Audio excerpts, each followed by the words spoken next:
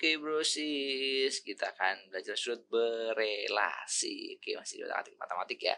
Sudut berelasi itu gimana? Sudut berelasi itu sudut yang punya relasi. Jadi punya kesepadanan di sudut yang lain, gitu ya.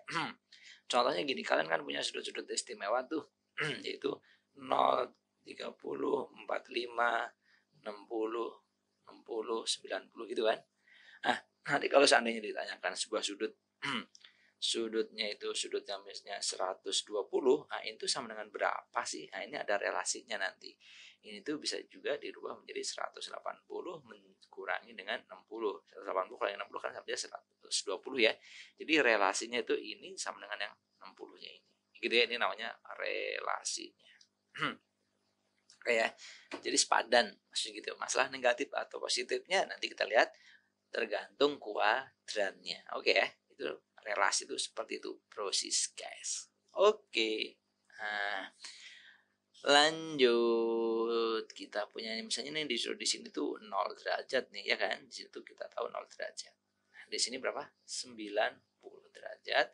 Sini 180 derajat, ini 270 derajat. Ini muter 360 derajat. Jadi 360 derajat itu balik ke tempat awal kembali. Oke? Atau ada yang nyebut biasa nih daerah sini nih, ini namanya kuadran 1. Ini nyebutnya kuadran kedua, ini nyebutnya kuadran ketiga, ini nyebutnya kuadran keempat, gitu ya. Nah, kita kan punya sin, cos, dan tangen, gitu kan ya. Nah, di sebelah sini di kuadran 1 ini baik sin, cos, ataupun tangen itu semuanya positif. Semua positif. Ya, nilainya positif semuanya. Nah, tapi kalau di kuadran 2 ya, ini hanya sin saja yang positif. Selain sin negatif, cosnya negatif, tangannya negatif, gitu ya. Kalau di kuadran 3 ini yang positif hanya tangennya aja. Nah, tangannya aja positif.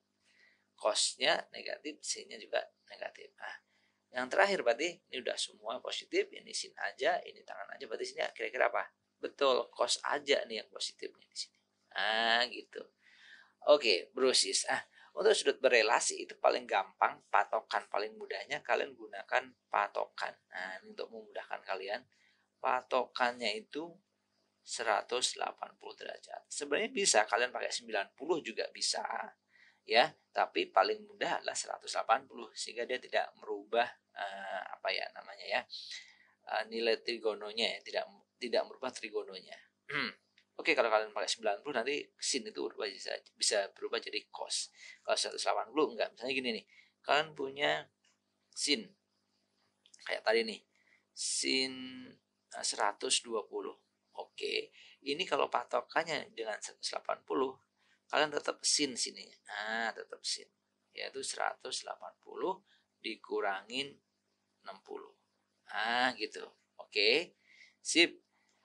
Berarti sin 120 itu sama dengan sin 60. Gitu kan ya. Nah, berarti kita tulisnya gini. Sin 120 sama dengan sin 60. Ini di kuadran berapa nih? Ini di kuadrannya kuadran 2 ya. 120 itu kan antara 90 sampai 180, berarti negatif atau positif sinnya. Positif berarti ini tetap positif. Walaupun nggak sudah ditulis nggak apa-apa. Gitu ya. Sebelum menghitung nilainya gitu tuh prinsipnya. Baru nanti cari sin 60 itu berapa? Sin 60 setengah akar 3. Oh, berarti nilainya setengah akar 3 atau positif setengah akar 3. Gitu ya. Lanjut. Oke, yang ini yang berikutnya coba. Kalau kita punya sin lagi nih, kita anggapnya sin dulu deh. Sin misalnya berapa ya? 210. Oke, kita pakai sin 180 lagi. Lihat patokannya 180 tambah berapa sih?